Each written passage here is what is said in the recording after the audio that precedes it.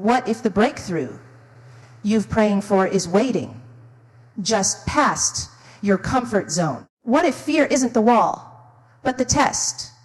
Stay with me, because this message might just be the confirmation your spirit's been craving. There's something powerful about a woman who gets tired of playing small. She stops apologizing for her voice.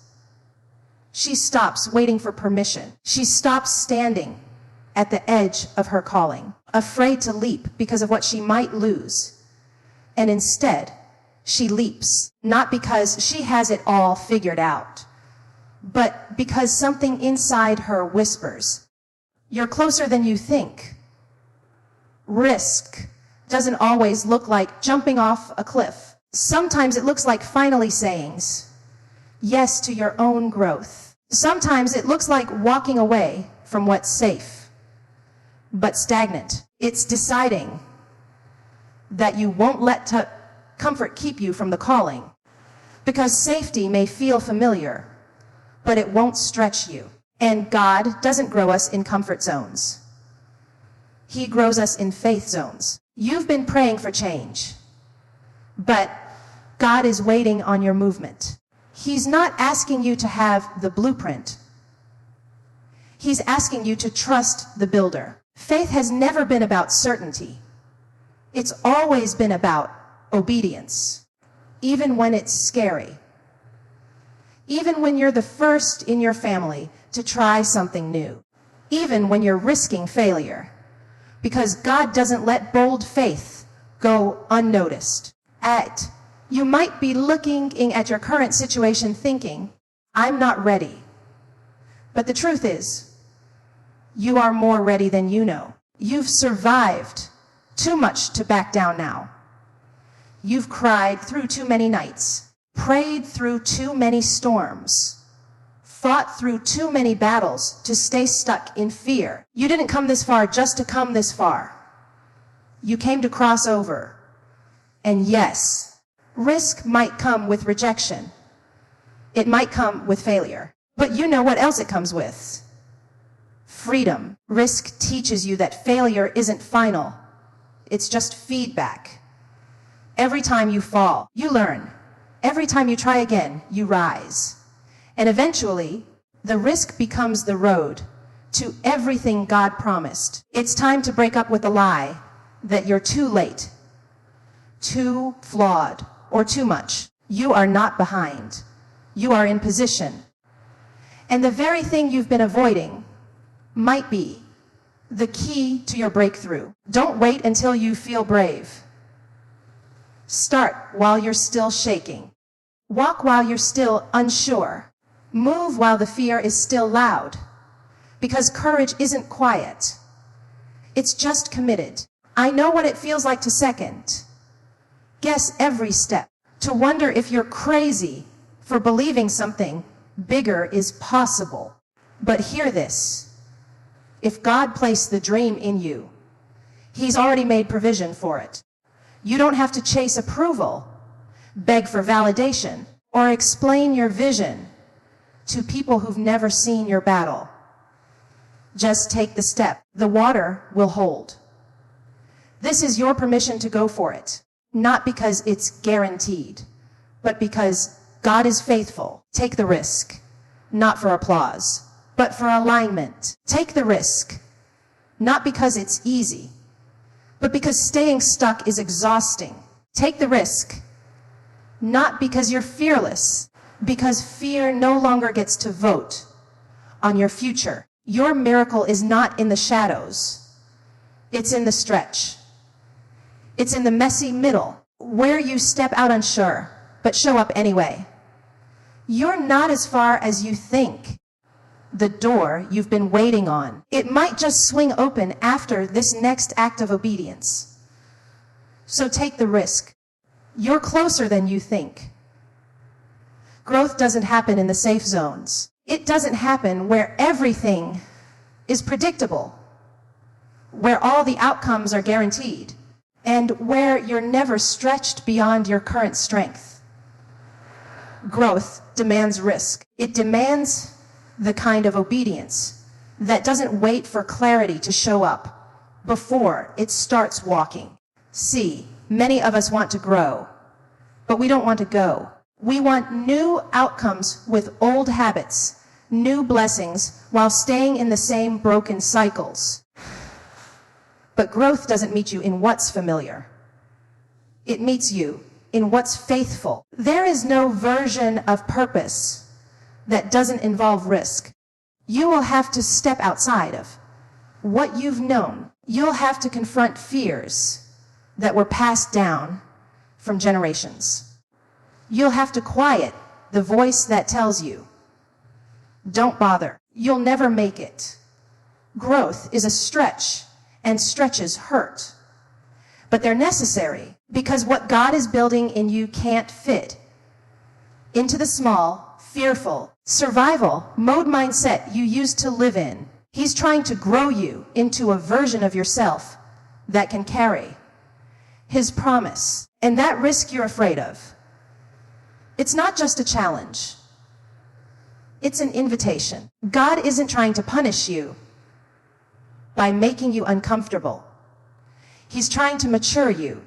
There are some blessings that only come after obedience. There are some revelations that only come when you take the step before the staircase is fully revealed. You don't have to see the full picture. You just need to trust the painter. Every risk you take in obedience becomes a stroke in His masterpiece. So many of us are waiting for God to move. But what if He's waiting for you? Waiting for you to apply, to launch, to say yes, to leave the toxic environment, to show up when it's hard. God's not going to carry you to the next level in a stroller. He's going to develop you through resistance. That resistance you feel, it's not rejection, it's refinement. Risk is the weight room where faith gets stronger. It's easy to convince yourself that safety equals wisdom. But sometimes, staying safe is just a spiritual disguise for staying stuck. Growth comes with opposition. Growth will offend the old version of you. It will make your circle uncomfortable. It will stretch your budget, challenge your routine, and expose your insecurities. But hear me, growth is worth all of that, because what God has for you on the other side of risk is not only greater, it's yours. You will never outgrow risk.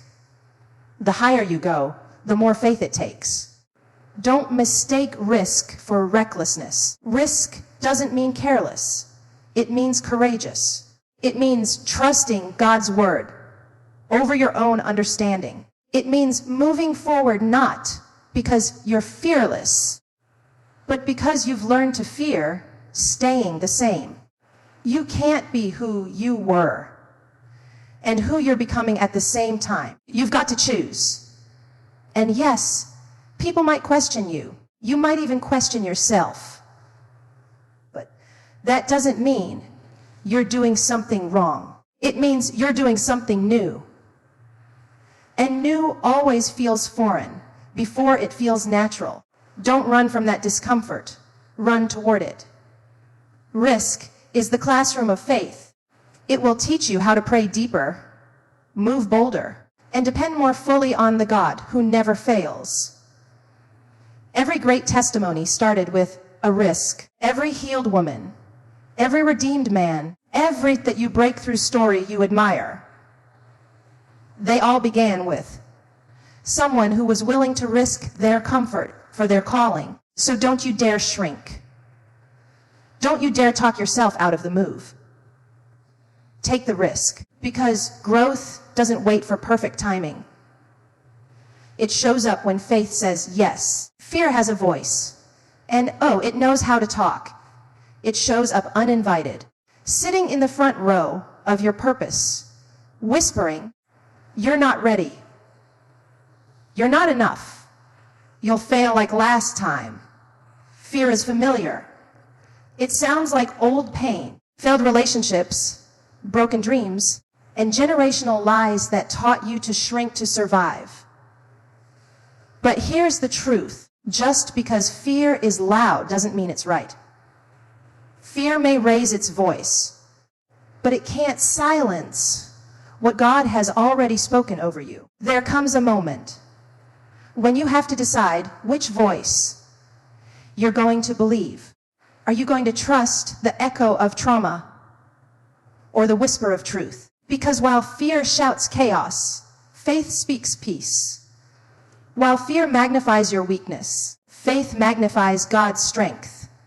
Fear counts your losses, but faith counts your lessons. And it's those lessons that qualify you to stand up and walk forward, even when you're still trembling. See, faith doesn't require you to feel fearless.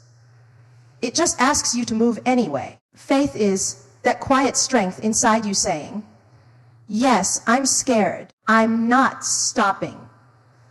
It's not about denying your emotions. It's about refusing to be defined by them. Faith is the louder voice that shows up in the silence, in the waiting, in the uncertainty, and reminds you that even when you feel alone, God is still with you. He doesn't shout like fear does. But when you tune your heart to Him, His voice becomes unmistakable. Fear thrives in isolation. That's why it tries to separate you from your community, from your calling, from your identity. It wants you to sit in the dark, questioning everything God has told you in the light. But faith calls you out of that cave. Faith tells you that your mistakes aren't disqualifications. They're proof that you're still in the fight. You've been bruised, yes, but you're not broken. You've cried, yes, but you're still called. And faith reminds you that God's plan wasn't built on your perfection. It was built on His promise. Every time you make a decision based on fear, you shrink your life to fit a lie. But when you start choosing based on faith, you expand into the version of yourself heaven always saw. Faith stretches you. It grows you. It reintroduces you to the boldness you buried under disappointment. And the more you walk in faith, the less you depend on confirmation, and the more you depend on conviction. Faith will teach you to walk when the waters are still stormy, because you know who's walking with you.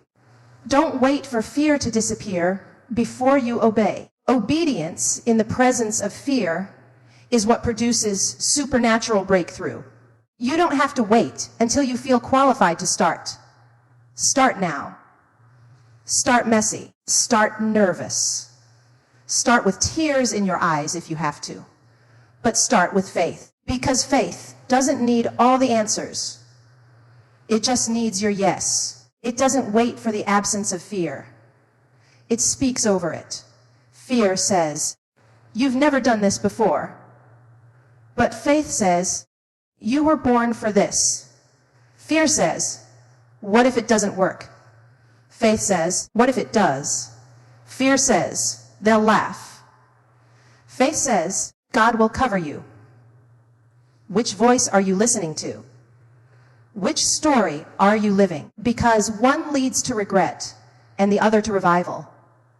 One keeps you trapped and the other sets you free.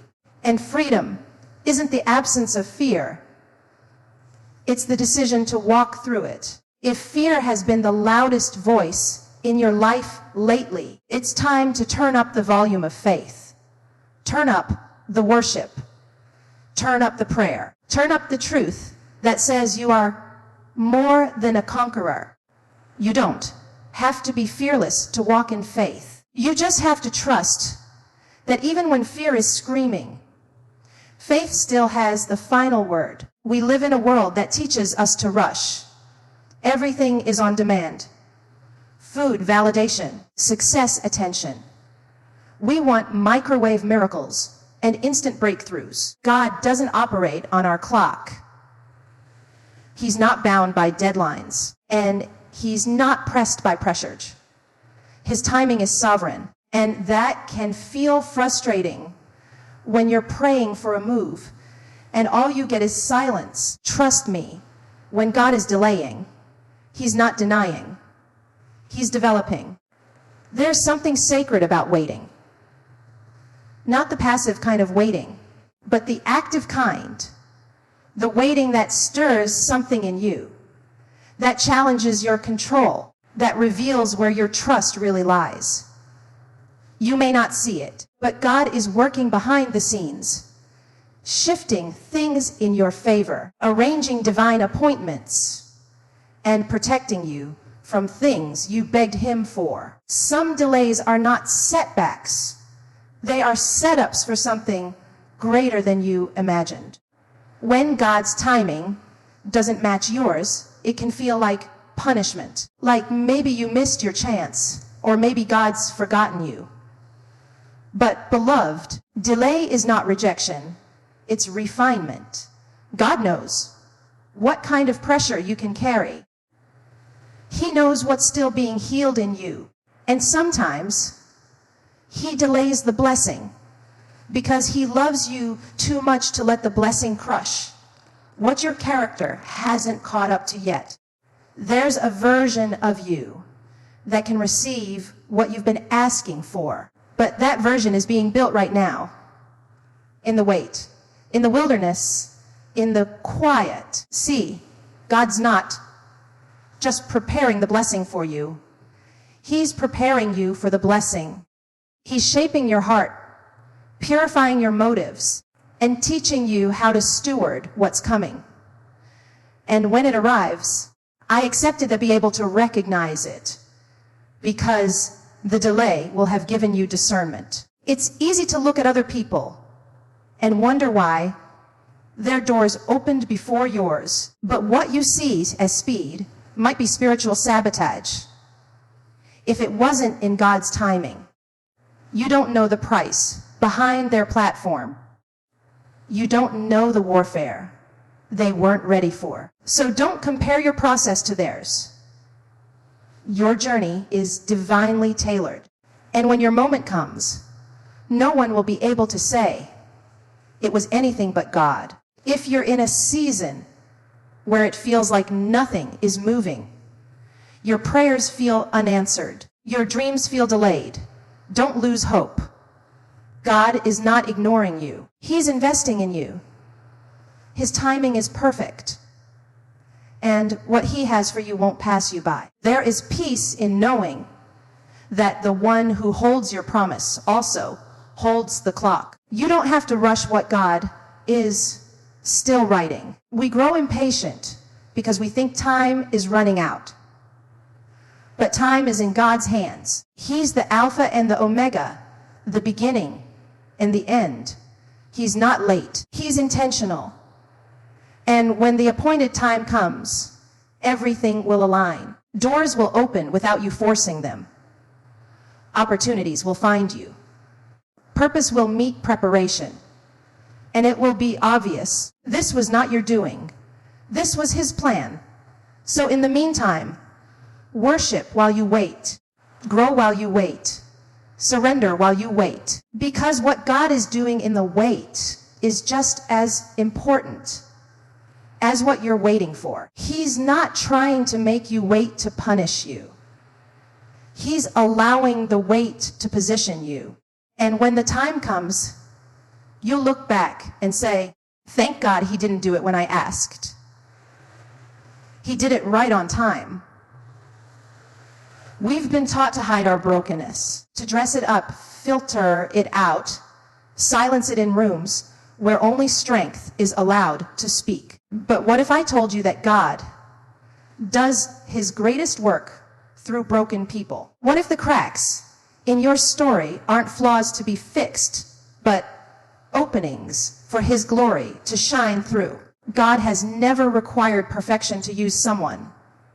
He requires surrender. And even in your shattered places, He sees purpose. There are moments in life where the weight becomes too much, where trauma speaks louder than truth, where rejection hardens your heart, where betrayal leaves you bleeding in silence. And in those moments, The enemy whispers, "You're too broken to be anything."